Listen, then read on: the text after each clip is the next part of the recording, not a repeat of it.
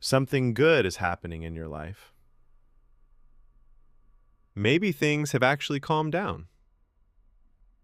No crisis, no emergency, no fire to put out. Just quiet. And instead of relief, you feel uneasy. You check your phone more often. You start unnecessary arguments. You overcomplicate things that were simple. You wait for something bad to happen. Because things can't possibly just be okay. Or maybe, without realizing it, you create the problem yourself. You've spent your entire life chasing peace, and the moment it finally arrives, your body rejects it like a foreign object. This is not just anxiety. This is not simple self-sabotage. This is something much deeper. And once you understand it, you will never look at stress the same way again. Let me describe someone. See if this sounds familiar. They are incredibly capable in a crisis. When everything falls apart, they become calm, focused, decisive. People call them reliable, the strong one, the one who always has it together. They function best under pressure, and deep down, they know it. But give them a quiet Sunday, with nothing urgent to solve, and suddenly they can't settle. They feel guilty for resting. They pick up their phone, put it down, pick it up again. They start projects they never needed to start, replay conversations, prepare mentally for disasters that haven't happened and probably never will. In calm relationships, they feel bored and mistake that boredom for falling out of love. In jobs without pressure, they feel useless. Even on vacation, there's this low hum of dread they can't explain. They've been told they're resilient, strong, unshakable.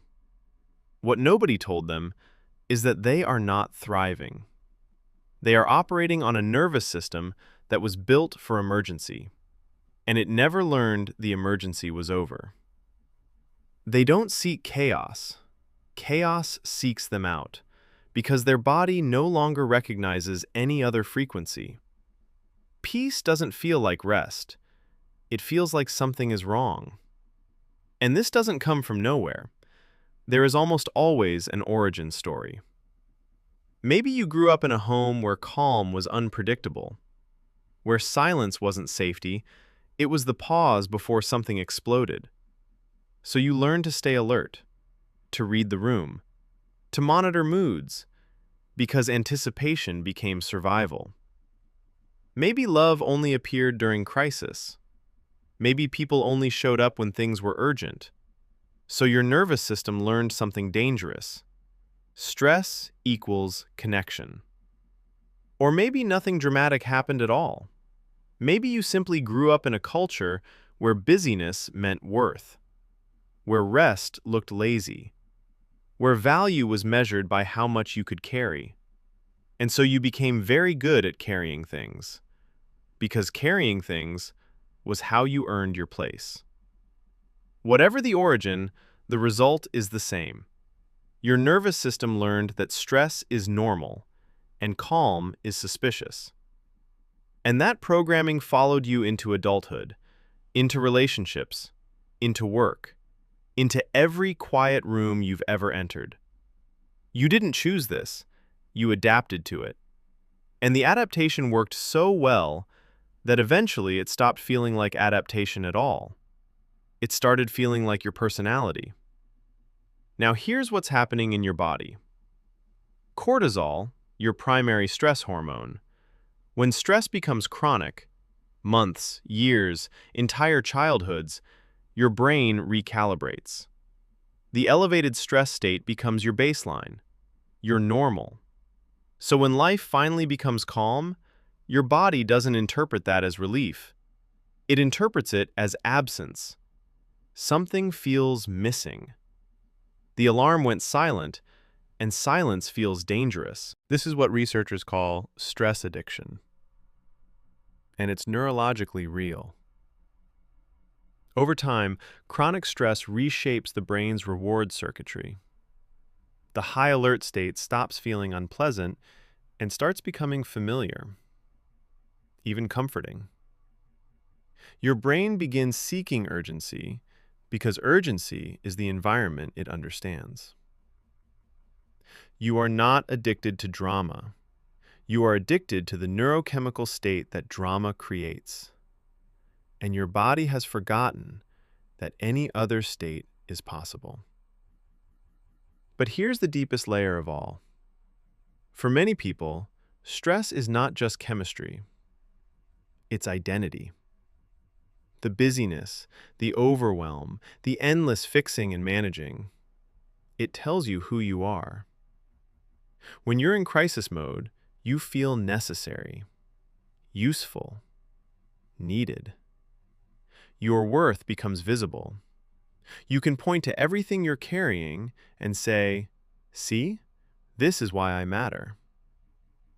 But remove the crisis, and suddenly the proof disappears. Who are you when nothing needs fixing? Who are you when you're not saving everyone? Who are you when you're simply resting? Those questions feel terrifying because they are existential. For someone whose identity was built inside urgency, peace feels like an empty room. And identity vacuums are terrifying to the human nervous system. You are not afraid of peace. You are afraid of who you might be without the emergency. Because for so long, the emergency was your answer. So where do you begin? First, name what peace costs you. Specifically, not theoretically, what do you lose when life becomes calm? Purpose? Attention? Validation? The feeling of being needed? Because your nervous system is protecting something, and until you identify what that is, it will keep resisting peace. Second, practice stillness in small doses. Not an hour, 2 minutes. Sit without stimulation. No scrolling, no podcast, no distraction. And when discomfort appears, don't run from it. Just notice it. Say to yourself, "This is my nervous system searching for danger, but I am safe. This feeling will pass." Third, build an identity outside of urgency. Ask yourself, who am I when nothing is wrong? What do I enjoy when performance is removed from the equation? What feels meaningful when nobody is watching? And finally, let someone see you at rest. Not productive, not useful, not managing everything, just present. For people addicted to stress, that level of vulnerability feels terrifying because the crisis was armor, and peace asks you to put the armor down. You have been strong for a very long time, and that strength is real. You carried enormous weight without collapsing. But surviving is not the same thing as living. You learned how to survive storms. Nobody taught you how to live in sunlight. And that is not your fault. Peace is not going to feel natural at first. It may feel boring, empty, uncomfortable, like waiting for something terrible to happen. But that feeling is not proof that something is wrong. It's the sound of your nervous system learning a new language. So give yourself time. Give yourself patience. Give yourself the grace you'd offer a child trying to learn something difficult for the very first time. Because in many ways, that is exactly what this is. You deserve a life that doesn't require suffering to feel meaningful.